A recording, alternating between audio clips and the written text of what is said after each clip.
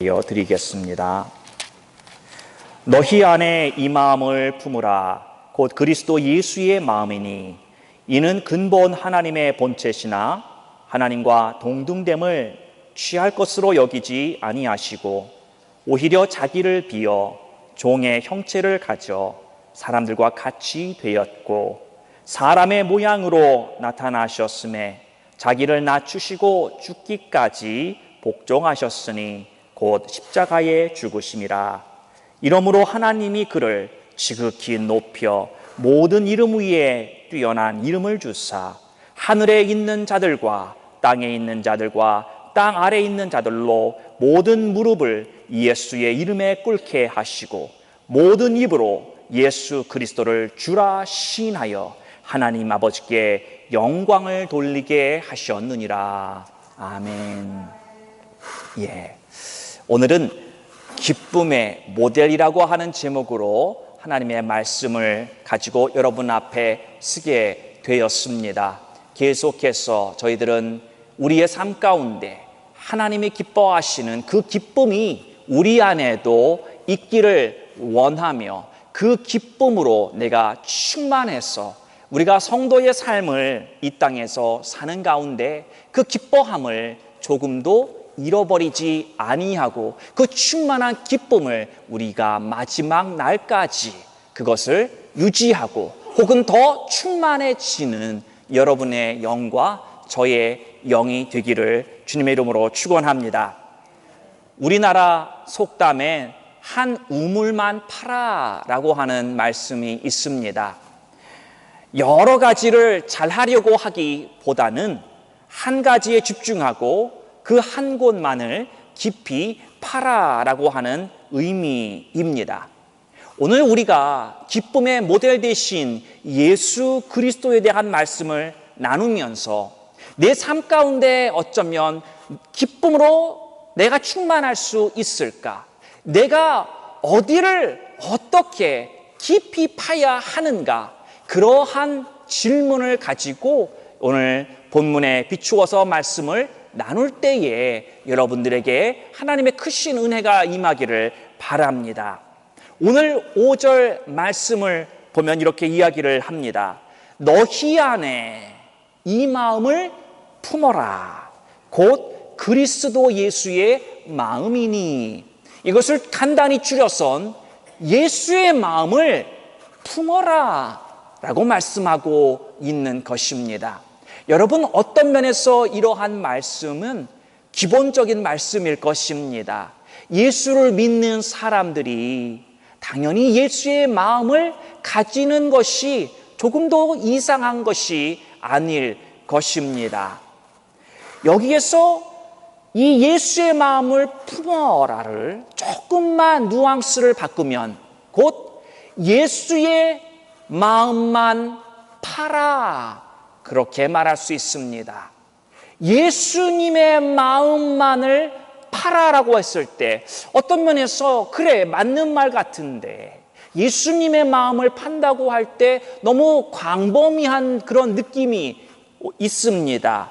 그래서 이 본문의 말씀에 비추어서 우리가 한 가지 속성을 딱 골라서 꼬집어서 이 말에 넣는다고 한다면 이렇게 말할 수 있을 것입니다.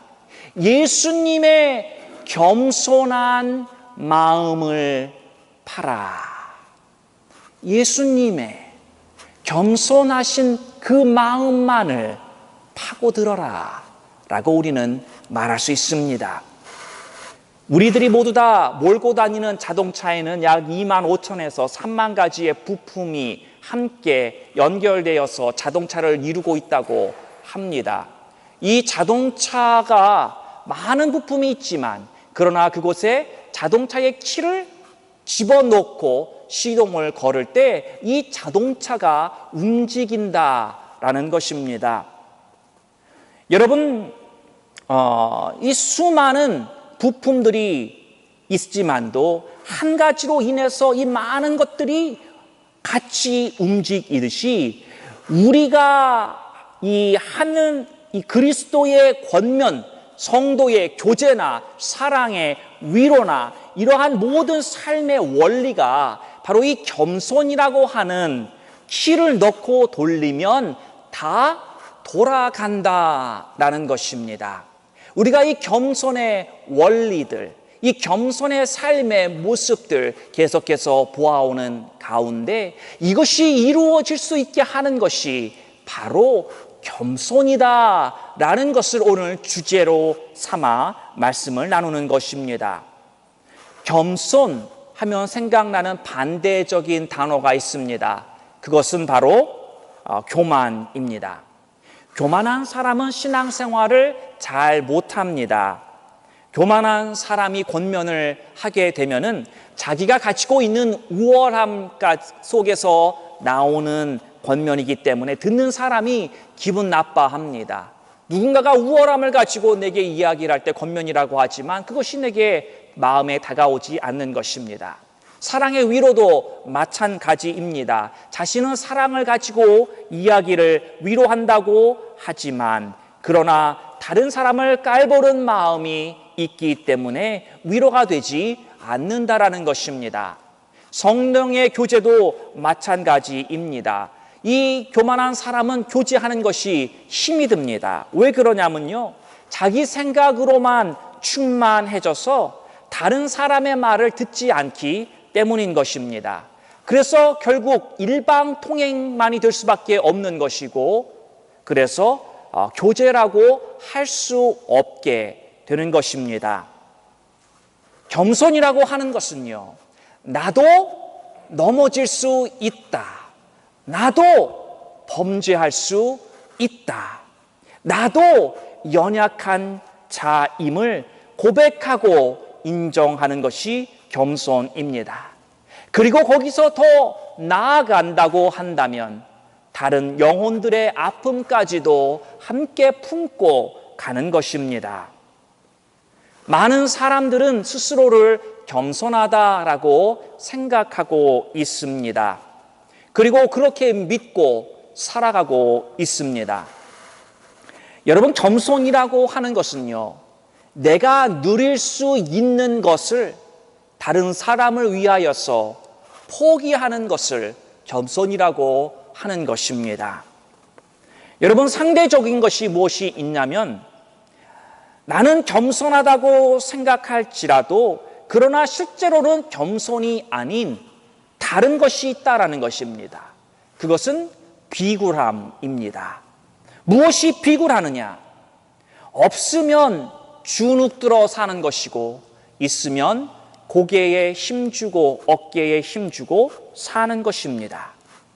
자기 자신을 낮추는 이유는 내가 없기 때문이고 또 뭔가가 주어지면 목에 힘이 들어가는 상태, 여러분, 이것을 우리는 비굴한 상태다, 비굴한 삶이라고 이야기를 하는 것입니다.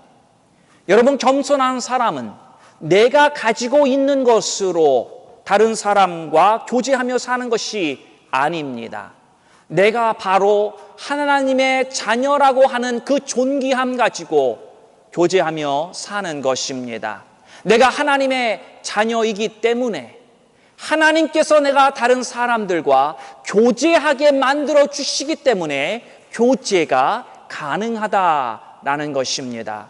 하나님을 믿는 사람들의 교제의 중심에는 분명 하나님이 계셔야 합니다. 그렇지 않고는 하나님의 자녀들은 올바른 교제를 나눌 수 없다라는 것입니다. 사랑하는 성도 여러분, 우리는 겸손하지 않으면 기뻐할 수 없다라는 것입니다. 우리 스스로가 만들어가는 기쁨들이 있습니다. 자식이 잘 되면 기쁘고요, 내가 돈 많이 벌면 기쁩니다. 그런데 이것은 진정한 기쁨이 아니고 우리의 삶에 있는 작은 기쁨인 것입니다. 여러분, 진정한 기쁨은 다른 영혼들에게 생명을 전해줄 때 오는 것이 진정한 기쁨입니다. 진정한 기쁨은 내가 하나님과 올바른 관계에 들어가는 그 기쁨이 많은 것이 기쁜 것입니다. 내가 뭐를 조금 더 가진다고, 뭐가 일이 조금 더 잘 풀린다고 이것이 진정한 기쁨이 아니라는 것입니다. 이것은 환경적인 기쁨일 것입니다. 이 환경적인 기쁨으로 사는 사람은 그 환경이 조금만 어려워지면 기쁨을 잃어버릴 수밖에 없는 것입니다. 그래서 우리가 말씀을 나누지 않았습니까? 환경에 의해 지배되어 기쁨을 누리는 자가 아니라 그 장애물을 넘어서야 우리는 진정한 기쁨을 가질 수 있다라는 것입니다. 내 자신만을 위해 사는 사람은 인생의 결론은 공허함으로 밖에 끝날 수가 없다라는 것입니다. 이 허무함, 많은 사람들이 그 인생의 허무함을 견디지 못해 결국은 자기의 생명을 끊는 일이 일어나는 것입니다. 내 스스로 내 자신만을 위해서 살기 때문에 그 끝은 허무요 공허함이만 남는다라는 것입니다. 삼위일체 하나님의 모습을 우리가 성경을 쭉 읽으면서 한번 생각해 본다고 한다면 우리가 발견하는 것은 바로 하나님 사이에서도 얼마나 겸손함이 있는가 우리는 느끼게 됩니다. 삼위일체 하나님, 이 성경에서 성부와 성자와 성령 세 분이 얼마나 온전한 밸런스, 이 세 분이 움직이시는 데에 조금도 삐끄덕거리는 것이 없이 너무나도 잘 맞아서 하나님의 계획과 일들이 이루어지는 것을 우리는 발견하게 되는 것입니다. 한 분만이 더 우월하지도 않습니다. 서로를 인정하고 겸손하게 섬기는 모습을 바로 이 삼위일체 하나님으로부터 우리는 볼 수 있다라는 것입니다. 하나님의 영이 우리에게 들어오면 자연적으로 우리는 고개를 숙이는 사람이 됩니다. 하나님의 영이 우리를 장악하면 우리는 겸손한 사람이 되는 것입니다. 예수님의 이 겸손함을 우리는 계속 파야 할 것입니다. 계속 그 주님의 겸손함만을 파고 또 파서 내 안에 기쁨이 충만한 우리 성도님들 되시기를 바랍니다. 미국 콜로라도 주에 가면 그곳에 이 락키 마운틴이 있습니다. 이 락키 마운틴을 중간으로 해서 서쪽으로 흐르는 커다란 강이 있습니다. 그것이 무슨 강인지 아십니까? 뭐라고 했는데 안 들렸어요. 미시시피. 미시시피는 동쪽으로 흐르는 강인데 락키 마운틴에서 오리지네이트 하진 않고요. 이 락키 마운틴에서 서쪽으로 이쪽 캘리포니아 쪽으로 흘러가는 강을 우리는 콜로라도 강이라고 합니다. 어려운 질문이 아니었는데 이 콜로라도 강이요 3천만 명을 먹이는 강이라고 합니다. 이 강이 얼마나 깊은지 모릅니다. 어떻게 이 강이 깊고 커다란 강이 되었느냐라고 할 때에 이 강이 생길 때 어떤 이 화산 폭발이 있어서 생긴 것이 아니라는 것입니다. 여기 세인트 헬렌 산에서는 1980년이었죠. 그때 화산 폭발이 일어났습니다. 그때 여기 계신 분 있었습니까? 한번 없으셨어요? 그때 있었죠. 화산 폭발 났을 때 아마 대단했을 것 같아요. 여기 요즘 산불 났다고 뭐 조금 난리는 이거는 아무것도 아니었죠. 그렇죠. 근데 콜로라도 강이 어떤 이렇게 단 한 번의 커다란 어떤 지각 변동에서 일어났다기보다는 바로 이 콜로라도 강이 계속 흐르면서 파여서 주변에 있는 작은 강들의 물까지 다 흘러 들어오게 만들어서 생긴 것이 그랜드 캐년이라는 것입니다. 우리도 자꾸만 예수로만 파야 되는 것입니다. 콜로라도 강이 그 땅을 계속 다니면서 판 것처럼 우리의 인생 가운데서도 하루하루의 삶을 사는 여러분과 저도 바로 이 예수님만을, 오늘의 본문의 말씀에 나오는 예수님의 겸손한 그 모델을 삼아서 계속해서 깊이 파야 한다는 것입니다. 생명은 계곡에서 나오지 산봉우리에서 나오지 않는다라는 것입니다. 낮아지는 그곳에서만이 바로 생명의 역사가 일어나는 것이지, 높은 곳에 앉아 있어 봐야 산소가 부족해서 호흡만 가빠질 뿐이더라. 산 위에 올라가 보십시오. 나무도 자라지 못할 정도로 산소가 희박합니다. 여러분, 우리는 자꾸만 낮은 곳으로 계속해서 내가 내 자신을 파내서 낮아지는 그 자리에 가면 갈수록 더욱더 풍성한 생명의 역사가 우리가 있는 그 낮은 곳에서 일어나는 줄을 믿으시기를 바랍니다. 6절 말씀을 보면 예수님이 얼마나 겸손하였는가, 이 모습이 나옵니다. 그는 근본 하나님의 본체시나 하나님과 동등됨을 취할 것으로 여기지 아니하셨다, 이렇게 말씀하고 있습니다. 여기에서 본체라고 하는 것은 동등한 자격을 이야기하는 것입니다. 예수님이 하나님이신 것입니다. 그런데 예수님은 바로 이 성부 하나님과 동등됨을 취하지 아니하였다라고 본문은 말씀하고 있는 것입니다. 예수님이 하나님이신데 하나님으로서의 모든 권세와 권리가 다 능력이 있음에도 불구하고 하나님이 그런 것을 하나도 취하지 않았다라는 것입니다. 여러분, 이 말이 어떤 면에서 우리 귀에 공허하게 들릴 것입니다. 하나님이 하나님의 권세를 포기하고 취하지 아니하셨다라는 이 말에 그 하나님의 그 sacrifice가 여러분 느껴지시나 모르겠습니다. 하나님의 권리를 포기하셨다. 이 말이 느껴지십니까? 하나님의 권리를 포기하셨다.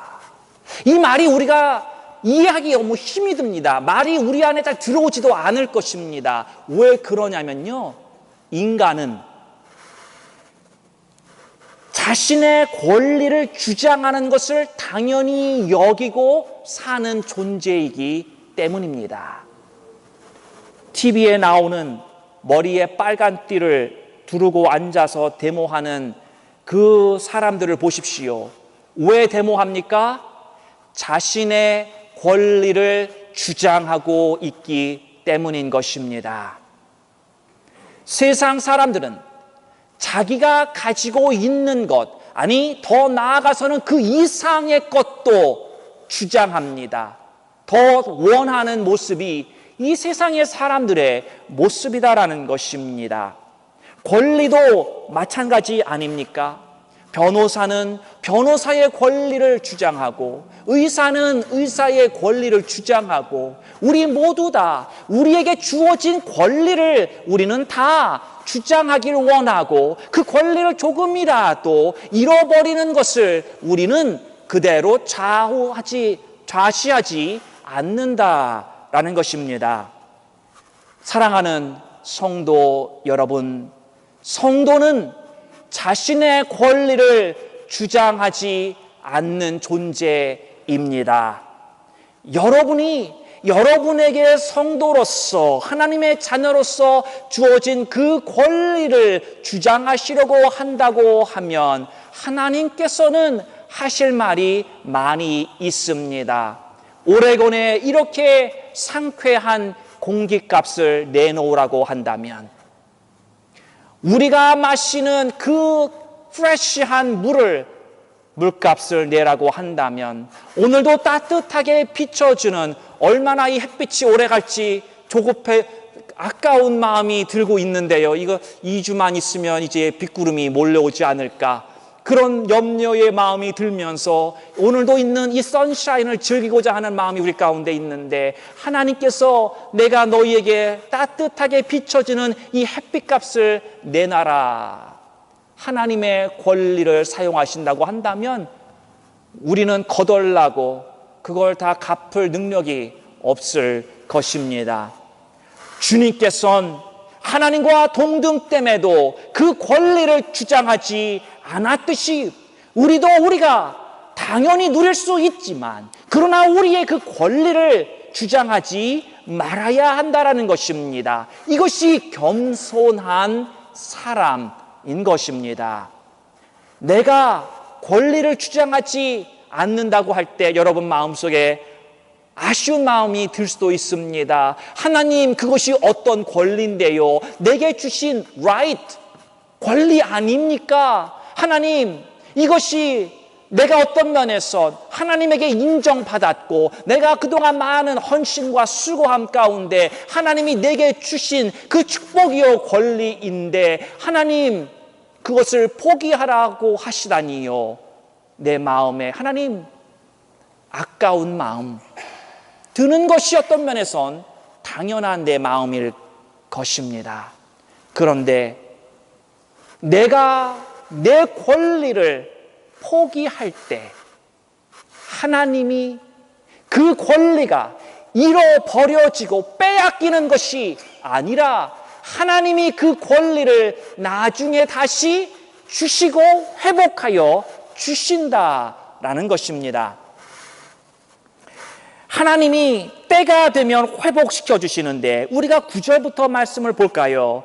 이러므로 라고 9절에서 이야기를 합니다. 무슨 말입니까? 예수님이 자기에게 주어 주신 하나님과 동등된 권리를 주장하지 않고 포기하였을 때에 라는 말씀입니다. 그러면서 하나님이 말씀하시길 그를 지극히 높여 모든 이름 위에 뛰어난 이름을 주사 하늘에 있는 자들과 땅에 있는 자들과 땅 아래에 있는 자들로 모두 무릎을 예수의 이름 앞에 꿇게 하고 모든 입으로 예수 그리스도를 주라 시인하며 하나님 아버지께 영광을 돌리게 하셨다라고 말씀하고 있습니다. 하나님의 권리를 포기하셨더니 하나님께서 그 포기를 기쁘게 받으시고 다시 주님을 가장 존귀한 자로 존귀한 이름으로 올려주셨다라는 것입니다. 하나님 앞에 여러분이 기쁜 마음으로 여러분의 권리를 내려놓고 포기할 때 하나님이 그것을 그냥 내버려 두지 않고 때가 차면 하나님의 시간이 임박하면 여러분을 다시 존귀한 자로 올려주시는 그 하나님이신 줄을 믿으시기를 바랍니다. 그러므로 우리는 스스로 높아지려고 하지 말아야 합니다. 네, 스스로 높아지려고 하는 것은 주님의 방법이, 성경의 방법이 아닙니다. 우리는 오히려 낮아져야 하는 것이고 우리는 오히려 주어진 나의 권리까지도 포기하는 것입니다. 여러분, 산상수훈의 말씀을 보면 너에게 오리를 같이 가고자 하는 자가 있으면 심리를 같이 가라고, 너희에게 속옷을 달라고 하는 자가 있으면 겉옷까지도 벗어주라고, 그리고 사람이 달라고 하는 것을 거절하지 말라고. 어떤 면에서 내 거지 않습니까? 내 시간이요, 내 옷이요, 하나님께서 어떤 면에서 내게 주신 것인데 하나님은 그 권리를 포기하고 살라고. 이것이 하나님의 원리인 것입니다. 아득바득 내가 조금이라도 더 모으려고, 그것을 쌓아 모으려고 그렇게 사는 것은 세상의 방식입니다. 우리는 하나님이 주시는 그 크고 영원한 하나님의 것으로 사는 존재 아닙니까?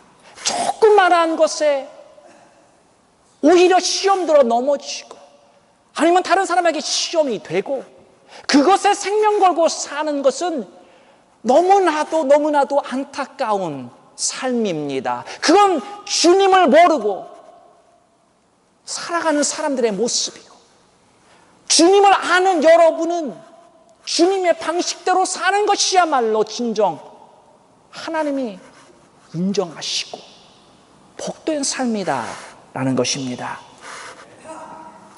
하나님만이 거룩히 여김을 받으시고, 우리는 자꾸만 우리가 하늘로 높아지려는 것이 아니라 우리는 자꾸만 땅 아래로 떨어져야 됩니다. 콜로라도 리버가 자꾸만 내리고 깎이고 깊어져서 더 많은 생명들을 끌어당긴 것처럼 우리도 높아지려고 노력하는 것이 아니라 어떻게 하면 내가 더 낮아질 것인가, 내 자신을 더욱더 파고 내려갈 때 더 많은 생명이, 더 많은 영향력이 내 삶 가운데서 나타나는 것이고, 그것이 하나님께서 주시는 축복이요, 저 열방을 품을 수 있는 그러한 그릇으로 변화되는 것 아니겠습니까? 아니, 열방까지는 안 된다고 할지라도 바로 이거 포틀랜드, 아니면 더 줄여서 비벌튼, 아니면 더 줄여서 시더 힐스, 140가 160가 내가 살고 있는 바로 그 집,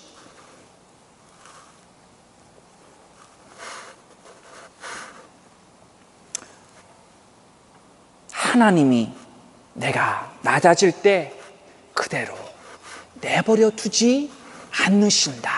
여러분, 이것만이라도 기억하시기 바랍니다. 결코 손해보지 않는다. 아니, 지금 당장 손해는 보는 것 같아요. 그러나 오버로 길게 보면 비교가 안 될 만하게 하나님이 채우시고 높여주시는 놀라운 역사가 분명히 일어난다고 하는 것을 우리가 지금 이 본문 말씀 가운데서 보고 있지 않습니까? 이 말씀을 여러분 믿으셔야 합니다. 여러분이 말씀을 붙들고, 그래서 내가 지금 내 눈에는 내가 손해보는 것 같지만, 그러나 주님이 보고 계신 그 손에 나중에 더 크고 더 좋은 것으로 채우시는 그 선하신 영광의 하나님이신 것을, 풍성한 하나님이신 것을, 이 모든 것을 창조하시고 운행하고 계시는 하나님이신 것을 우리는 믿어야 한다는 것입니다. 7절 말씀에 이렇게 이야기를 합니다. 오히려 자기를 비워 종의 형체를 가져 사람들과 같이 되었다고. 사람의 모양으로 나타내셨고 자기를 낮추시고 죽기까지 순종하셨으니 그 십자가의 죽으심이라. 하나님이 영광과 존귀로 띠띠우시고 하나님의 보좌의 권세로 사셔야 마땅한 분인데 말구유에 태어나시고 인간의 최악의 형벌인 십자가의 고난 가운데 죽으셨습니다. 가장 존귀하신 분이 가장 혹독한 모습으로 그의 삶을 마치셨습니다. 자신을 비움으로써 당신의 전지전능하심을 포기하셨습니다. 하나님의 능력을 가지고 계심에도 불구하고 그것을 일부러 비워내셨다라는 것입니다. 하나님의 그 전능하신 능력, 모든 것을 아시는 전지, 그 하나님만이 가지고 계시는 이 놀라운 것들을 예수님이 비워내셨다라는 것입니다. 우리는 이것을 신성보류라고 합니다. 연약한 인간의 몸으로 예수님은 오셨고 그 인간의 연약함 가운데 성령만을 의지하시며 사셨습니다. 자신을 낮추고 더 낮춰서 심한 간구와 통곡으로 자신을 낮추고 또 낮추어서 내 자신을 포기하고 성령을 의지하며 사셨던 이 예수님의 모델이 오늘도 이 십자가를 우리가 바라보고 있는 것은 이 예수님의 겸손함을 모델로 삼아서 너희들도 포기하는 겸손한 자의 삶을 살라고 하나님은 오늘도 우리들에게 말씀하고 계신 것입니다. 예수님은 자기를 비워 종의 형체를 가졌다. 이렇게 오늘 본문 말씀은 이야기합니다. 왕자가 왕궁에서 존귀한 신분으로 살다가 갑자기 거지가 돼서 거지의 불쌍한 삶을 살려면 얼마나 고달프고 불편하겠습니까? 시녀와 도와주던 모든 사람들 다 없어지고 밥을 빌어 먹어야 되는 거지의 삶을 살 때 얼마나 괴롭겠습니까? 우리 좋은 소식이라고 이야기해야 되죠. 우리 경장로님께서 2acres가 넘는 집을 파셨습니다. 제가 감히 생각건데 다시 사시는 집이 2acre가 넘어가지 않을 것 같습니다. 아마도 다운사이즈 하셔서 예전보다는 작은 집으로 이사를 하시리라고 생각이 되어지는데, 큰 집 살던 사람이 작은 집 가서 살면 얼마나 불편한지 모릅니다. 이거 아는 사람 있으세요? 예. 제가요, 사택에 살면서 얼마나 감사한지 모릅니다. 사택을 어느 때가 되면, 언제인지 모르겠지만 다음에 내 홈이 될 곳으로 옮겨갈 때 아마도 사택만큼 큰 곳으론 가지 않을 거라는 생각이 왜 드는지 모르겠어요. 그런데 그때는 얼마나 갑갑할까, 그런 생각을 가끔씩 해보기도 합니다. 하물며 모든 영광과 존귀를 받으실 예수님이 이 땅에서 인간의 연약함과 인간의 한계성 가운데 사실 만큼 얼마나 겸손하신 분이었던가, 그 예수님의 공생애의 삶, 33년의 삶이 우리들에게 증거하고 있는 것입니다. 사랑하는 성도 여러분, 예수님이 겸손하지 않으셨다면 구원받을 수 있는 자가 단 한 사람도 없었을 것입니다. 사랑하는 성도 여러분, 스스로 높아지지 않기를 바랍니다. 하나님께만 집중하고 그 하나님만을 바라보시며 하나님만을 파기를 바랍니다. 무엇을 팔아요? 하나님의 겸손함만을 파시기를 바랍니다. 그래서 여러분의 영혼이 그랜 캐년과도 같이 깊어지시고 하나님이 여러분을 주장하시는 겸손한 영혼이 되기를 바랍니다. 낮출 때에 올려주신다고 하는 하나님의 은혜의 섭리가 여러분에게 있는 줄을 믿으시고 그 충만함으로 낮추며 나아가시는 바로 이 겸손의 모델 되신 예수의 공동체가 되기를 주님의 이름으로 축원합니다. 하나님 아버지, 우리들에게 겸손이 무엇인가 실제적으로